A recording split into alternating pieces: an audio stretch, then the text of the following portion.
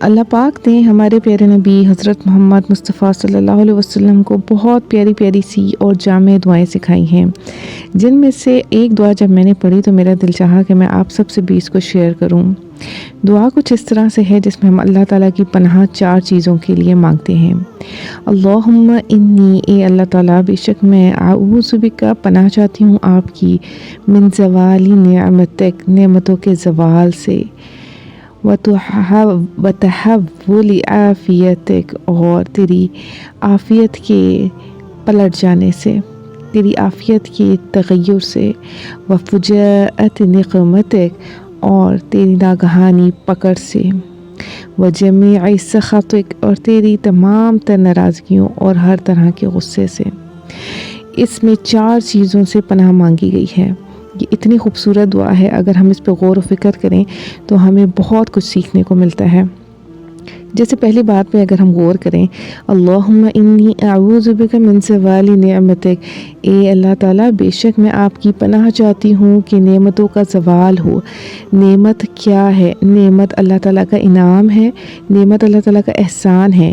ہمارے پاس بے تحاشا نعمتیں ہیں، ہمارے ہاتھ، پاؤں، جسم، اعضاء، اولاد، ہمارا مال، ہمارا گھر بار، ہمارا اسٹیٹس، ہمارا نام، اللہ نے ہمارے گناہوں پہ جو پردہ ڈالا ہوا ہے یہ بھی اللہ کا احسان ہے، یہ بھی اللہ تعالیٰ کی نعمتوں میں ایک نعمت ہے کہ اللہ نے ہمیں عزت دی ہوئی ہے۔ تو اگر جب ایک چیز اللہ تعالیٰ نے آپ کو عطا کی ہے اور پھر اس کے بعد اگر وہ چھن جائے تو کتنی زیادہ تکلیف ہوتی ہے۔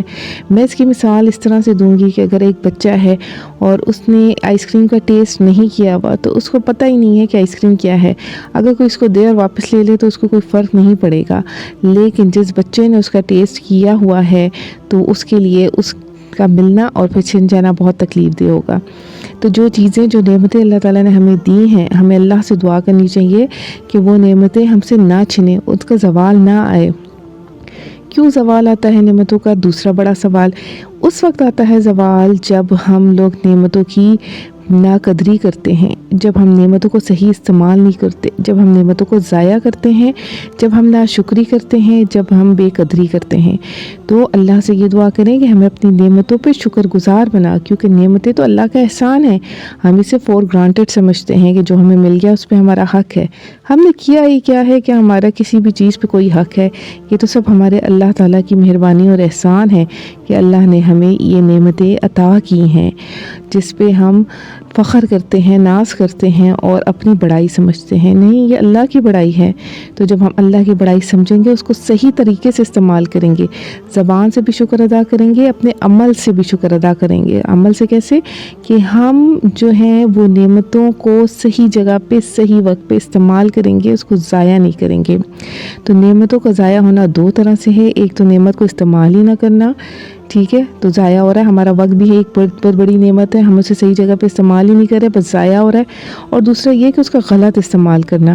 اب موبائل فون آپ کے پاس ایک ڈیوائس ہے، اس کا آپ اچھا استعمال بھی کر سکتے ہیں، بہت اچھی چیزیں بھی آپ اس سے دیکھ سکتے ہیں، لیکن آپ اس کو چھوڑ کر اور غلط چیزوں کی طرف جائیں گے تو یہ آپ کی نعمت کا زوال ہے، پھر اللہ آپ کی نعمتیں چھین لیتا ہے۔ جب ہم شکر نہیں کرتے، جب ہم ناقدری کرتے ہیں، تب بھی نعمتیں چھن جاتی ہیں۔ اللہ تعالیٰ کہتے ہیں لَئِن شَكَرْتُمْ لَأَزِيدَنَّكُمْ، جب تم شکر ادا کرو گے تو تمہاری نعمتوں کو بڑھا دوں گا۔ تو یہ تو تھی پہلی چیز، اللہم انی اعوذ بک من زوال نعمتک، اے اللہ نعمتوں کے زوال سے بچا لینا، آمین۔ اب دوسری چیز، وتحول عافیتک، اور اللہ تعالیٰ میں اس چیز کی پناہ مانگتی ہوں کہ میری صحت اور عافیت جو ہے اس کا تغیر ہو، یعنی وہ پلٹ جائے، وہ بدل جائے۔ صحت جو ہے وہ کس میں بدل جائے؟ بیماری میں، اللہ نہ کرے۔ ہماری عافیت جو ہے وہ کسی بھی خدا نخواستہ ایکسیڈنٹ اور انسیڈنٹ کے ہاتھ ہو جائے، اللہ نہ کرے۔ تو ہم نے یہ دعا کرنی ہے کہ ہماری صحت، ہماری عافیت، ہماری سلامتی، ہمارے گھر، ہمارے بچے سب کچھ سلامت رہیں۔ اس کو تو پلٹا نہ لینا، اس کو تو الٹ نہ کر دینا، تو ہماری زندگیاں کتنی امبیلنس ہو جائیں گی، ٹھیک ہے۔ تو یہ سب کچھ جو ایک بیلنس طریقے سے چل رہا ہے، یہ اللہ تعالیٰ کی دی ہوئی عافیت ہے۔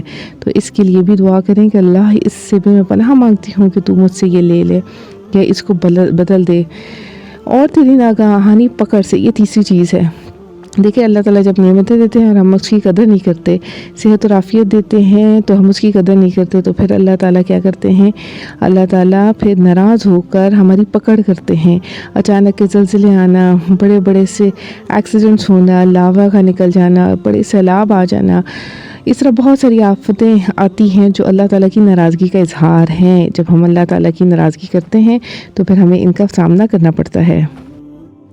اب ایک اور اہم چیز کہ تمام تر ناراضگیاں اور تمام تر غصے سے اللہ تعالیٰ کی پناہ مانگیں، کیونکہ یہ تمام چیزیں ہماری نعمتوں کا چھن جانا، صحت اور عافیت کا چھن جانا، اللہ تعالیٰ کی پکڑ آ جانا، یہ زلزلے آنا، یہ سیلاب آنا، یہ تنگ دستی آنا، یہ قحط آنا، یہ سب اللہ تعالیٰ کی ناراضگیوں کی وجہ ہیں۔ تو ہمیں اللہ تعالیٰ سے ہر وقت پناہ مانگنی چاہیے، ہر روز اللہ سے یہ دعا کریں کہ اللہ تعالیٰ مجھے زوال نعمت سے بچا، مجھے صحت و عافیت کے تغیر سے بچا، مجھے اپنی ناگہانی آفت اور پکڑ سے بچا، اور ناراضگی اور غصے سے بچا لے، کیونکہ اگر اللہ ناراض ہو گیا تو ہم کہیں کے نہ رہیں گے۔